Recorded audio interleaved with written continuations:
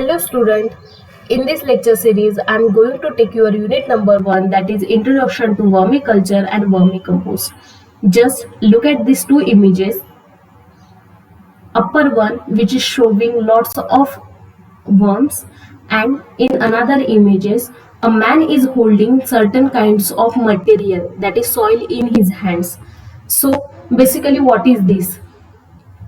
To get answer of your question, just go back to our main topic, that is vermiculture and vermicompost.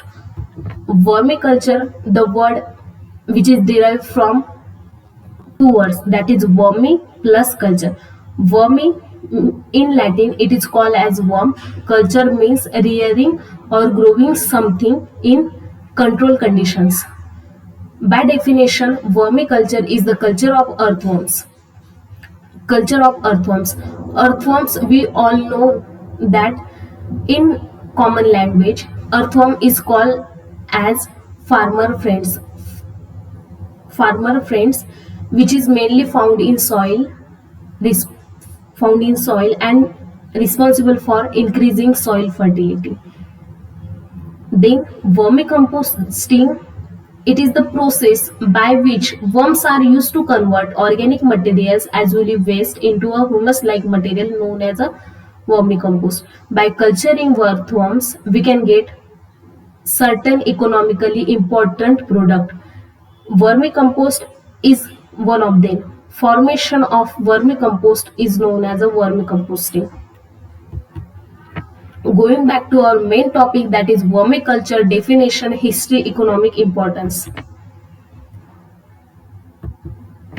So basically, vermiculture is the culture of earthworm. In scientific manner, it is the breeding and rising of earthworm in controlled conditions. In lab conditions, the goal behind is that to continually increase the number of worms in order to obtain a sustainable harvest. Means in order to obtain certain kind of economical product like vermicompost, vermiwash, and lots of culture of earthworm. If we're talking about history, vermiculture was first introduced by Mary Applehill, a biology teacher, in 1970. Then, in Asian countries, the first scientific article in relation to vermiculture was introduced by Bedard in 1883. Earthworms. There are about 3,000 species of earthworms in the world. If we're talking about India, then 418 species of earthworm, about 11.1% global earthworm diversity are found in India. Around 45 exotic worms have been introduced into India. Exotic worms. What is meant by exotic worms?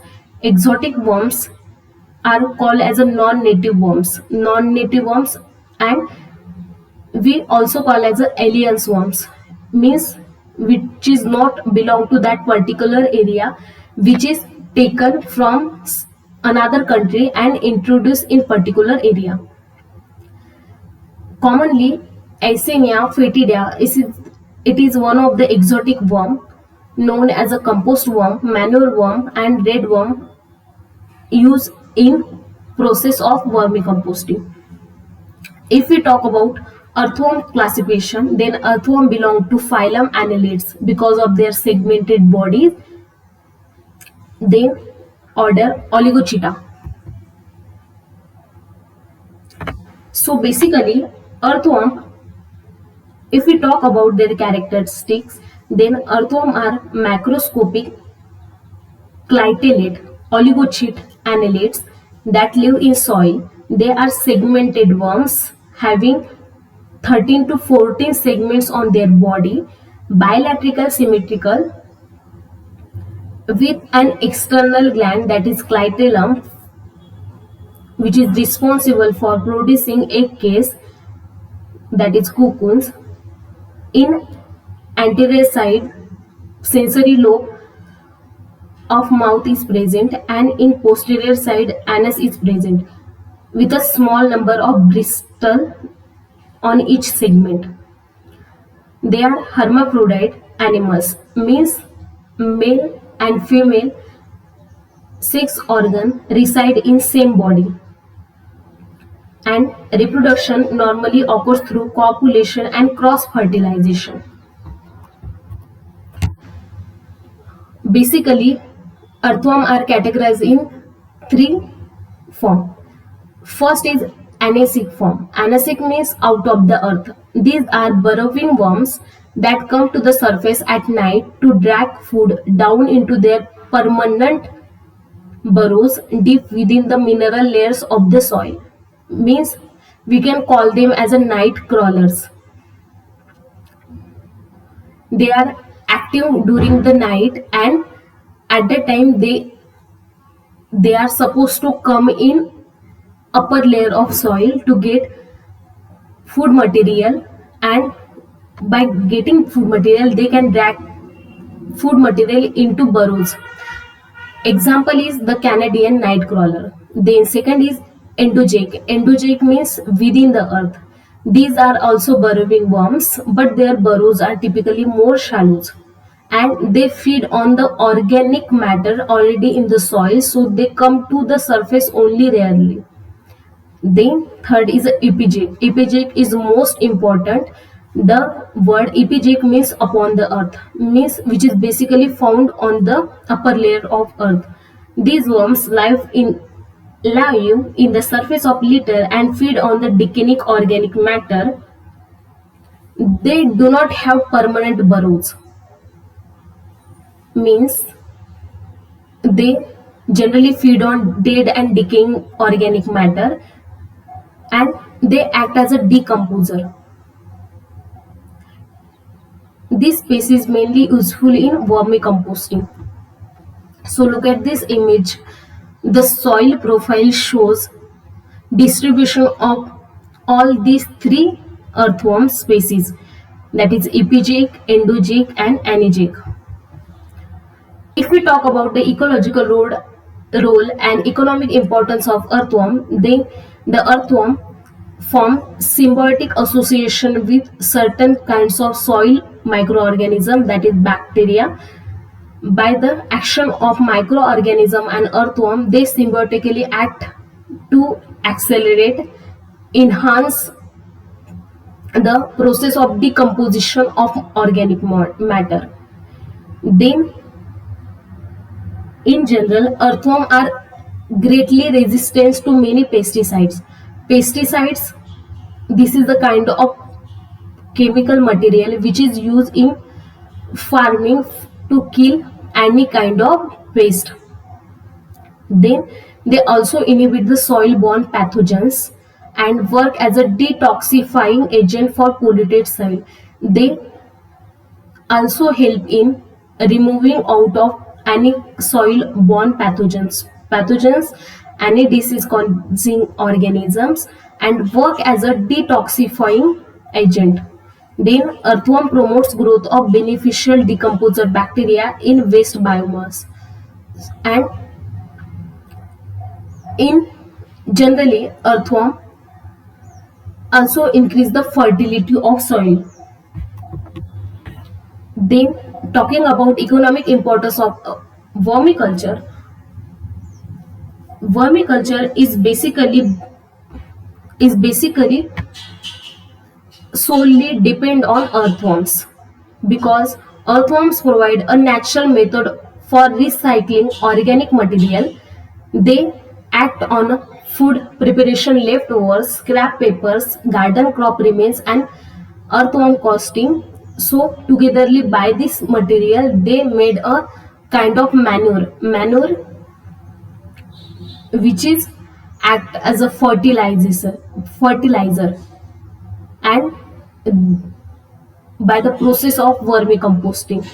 Secondly, earthworm stimulate the natural activity of beneficial soil microorganisms, then promote the activity of certain kinds of enzymes and natural plant growth regulators like gibberellins, cytokinins, and flowering hormones. Then regulate the availability of essential plant nutrient.